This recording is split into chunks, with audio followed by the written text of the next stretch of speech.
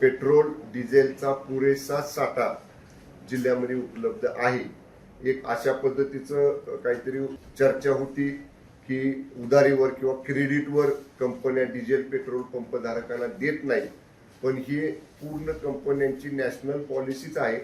तरी सुद्धा आपल्या रिजनलच्या अधिकाऱ्यांनी सांगितले की एक दिवसाचं क्रेडिट आमच्या कंपन्यांनी द्यायचं केलेलं, म्हणजे सकाळी जरी वाहन भरून गेलं लोडचं, संध्याकाळपर्यंत किंवा दुसऱ्या दिवशीपर्यंत जरी आम्हाला ते पैसे आमच्या डीलरकडनं आले तरी त्याच्यासाठी आम्ही अडवत नाही।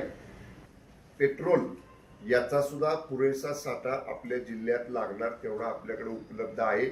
कुणीही नाहक ओव्हर पेट्रोल भरू नये।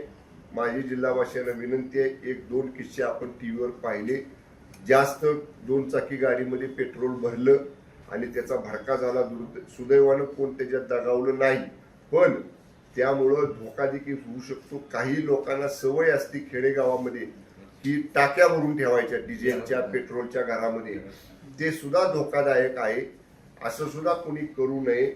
जेवढा आवश्यक आहे तेवढा साठा जिल्ह्यामध्ये आहे, त्यामुळं कुठंही पॅनिक कंडिशन नाही। आणि अशा पद्धतीनं जिल्ह्यामध्ये आम्ही मी जरी अधिवेशनामध्ये होतो तरी जिल्हाधिकाऱ्यांनी त्याची बैठक घेतलेली आहे आणि जिल्ह्यामधली परिस्थिती ट्रॅकवरती आहे। कुठंही जिल्ह्यात आपण रेशनिंग म्हणजे कसं 200 रुपये 2 चाकीला मिळेल, 1000 रुपयाचं 4 चाकीला मिळेल, असं बंधन कुठंही पेट्रोल पंप धारकांवर, पेट्रोल पंप मालकांवर, चालकांवर आपण जिल्ह्यामध्ये घातलेलं नाही आणि घालणार देखील नाही। त्यामुळं जिल्ह्यातली परिस्थिती नियंत्रणामध्ये आहे, त्यामुळं कुणीही घाबरून जाण्याचं कारण नाही।